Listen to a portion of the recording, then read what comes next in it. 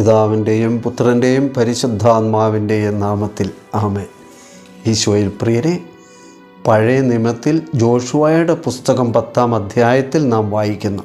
കർത്താവ് ഇസ്രായേൽക്കാർക്ക് അമോര്യരെ ഏൽപ്പിച്ചു കൊടുത്ത ദിവസം ജോഷുവ അവിടുത്തോട് പ്രാർത്ഥിച്ചു. അനന്തരം അവർ കേൾക്കെ പറഞ്ഞു, സൂര്യ, നീ ഗിബയോനിൽ നിശ്ചലമായി നിൽക്കുക. ചന്ദ്ര, നീ അയലോൺ താഴ്വരയിലും നിൽക്കുക.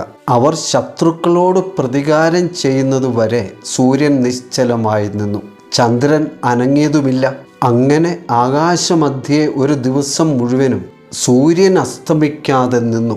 കർത്താവ് ഒരു മനുഷ്യൻ്റെ വാക്കു കേട്ട് ഇസ്രായേലിനു വേണ്ടി യുദ്ധം ചെയ്ത ആ ദിവസം പോലെ ഒരു ദിവസം അതിനു മുമ്പും അതിനു പിമ്പും ഉണ്ടായിട്ടില്ല.